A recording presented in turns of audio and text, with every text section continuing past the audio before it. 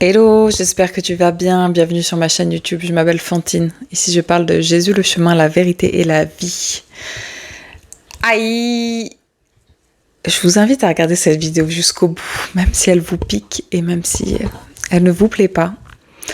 Vu que je pense qu'il y a de nombreuses personnes qui n'ouvrent pas régulièrement la parole de Dieu, je me sens poussée à vous partager précisément un texte qui est dans le tout début du livre des psaumes.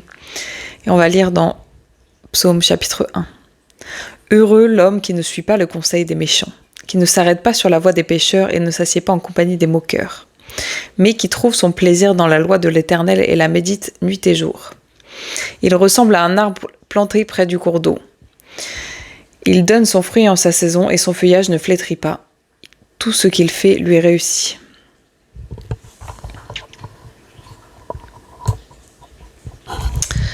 On n'arrête pas de parler de l'entourage, à quel point l'entourage c'est important, à quel point il n'y a même pas besoin d'être chrétien pour se dire que l'entourage c'est important.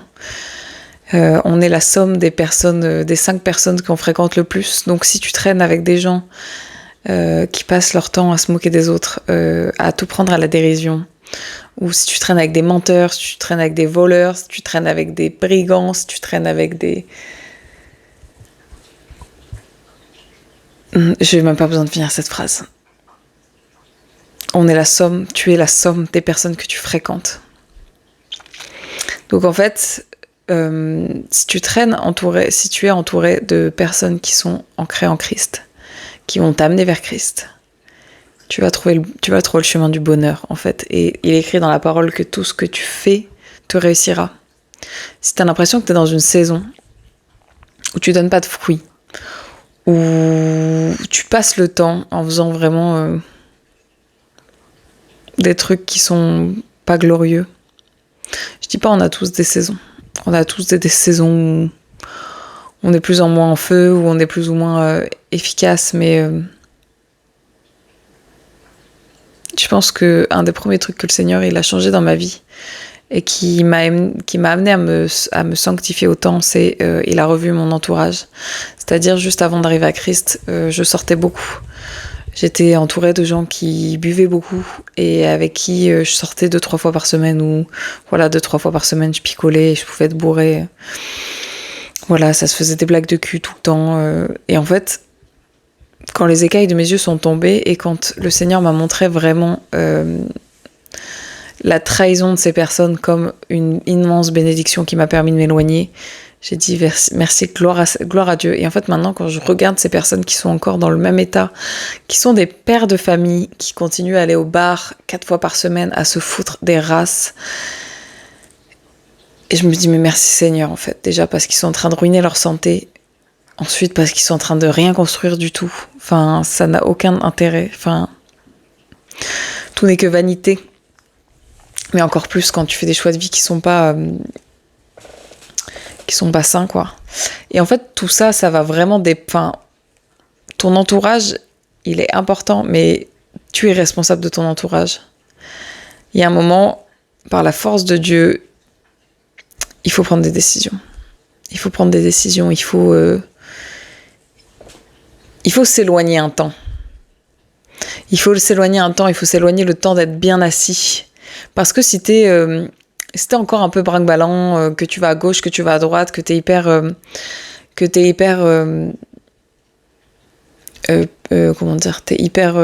influençable, et qu'en fait Christ qui vit en toi, il influence plus personne, en fait, c'est toi qui te fais complètement influencer, bah c'est qu'il y a un problème, en fait. Jésus, il traînait avec des pécheurs, il traînait avec des collecteurs de taxes, il traînait avec des Romains, il traînait avec des gens qui étaient avec des pécheurs, voilà, avec des voleurs, avec des menteurs, mais il se laissait pas influencer. On n'a jamais vu Jésus pécher. Donc arrête de penser que tu es au-dessus de tout ça.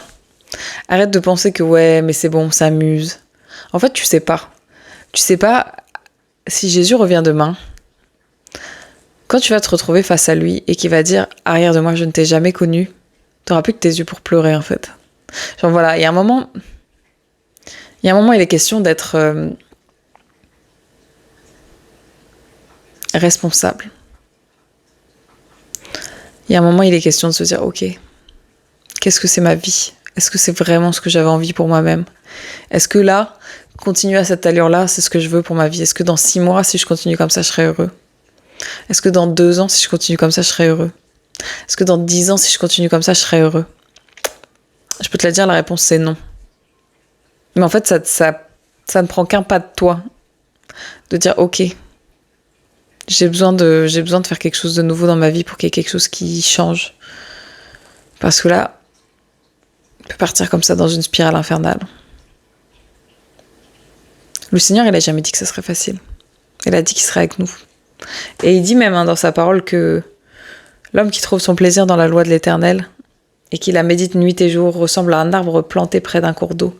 Il donne son fruit en sa saison et son feuillage ne se flétrit pas. Tout ce qu'il fait lui réussit. Moi, c'est la prière que j'ai pour toi aujourd'hui. Vraiment que le Seigneur touche ton cœur. Et je vais prier.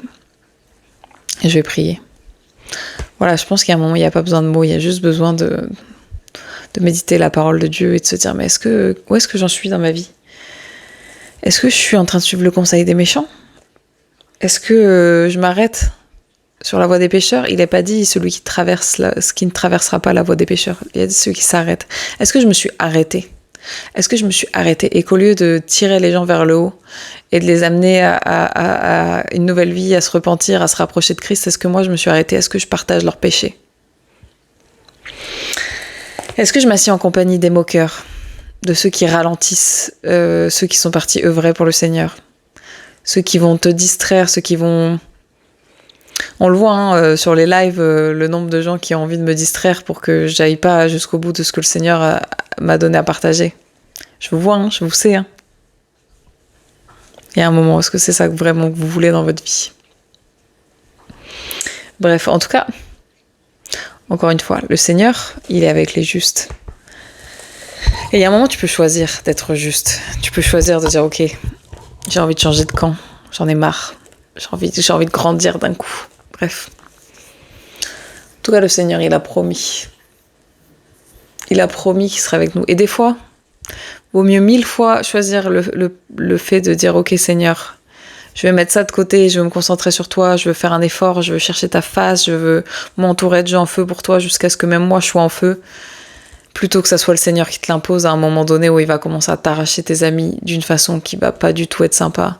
Il va commencer à te priver de ta famille.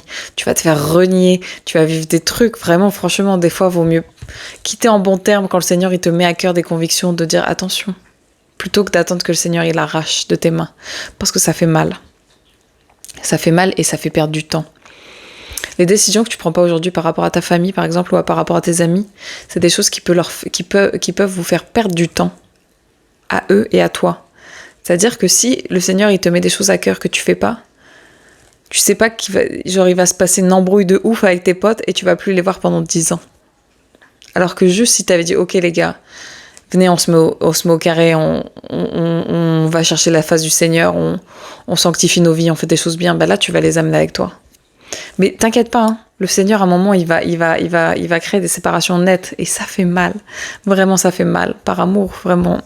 Écoutez ce que le Seigneur vous dit, l'obéissance est le meilleur des sacrifices. Bref, je vais prier. Seigneur mon Père, merci pour ta grâce, merci pour cette parole Seigneur et je prie qu'elle aille toucher le cœur de la personne ou des personnes qui ont besoin de l'entendre Seigneur. Je prie que tu ailles comme une épée à double tranchant par ta parole scinder, enlever ce qui n'est pas de toi, Seigneur, que tu puisses renouveler les intelligences, changer les cœurs, Seigneur. Et Saint-Esprit, je prie que tu déposes la conviction de péché et le désir sincère d'une repentance profonde, Seigneur. Je déclare et décrète dans le nom de Jésus une nouvelle ère. Je déclare et décrète que là où les mauvaises compagnies corrompent les bonnes mœurs, Seigneur, toi tu inverses les rôles. Tu inverses les rôles, que les gens là où ils étaient raillés parce qu'ils étaient en feu pour le Seigneur, ça devienne eux. Vraiment que les gens ont envie de suivre. Seigneur, ne nous permets pas de nous rabaisser au niveau de ceux qui sont en dessous de nous, mais vraiment permets-nous de continuer à grandir pour leur donner envie de grandir avec nous. Que toute la gloire te soit rendue. Dans le nom de Jésus, j'ai prié. Amen.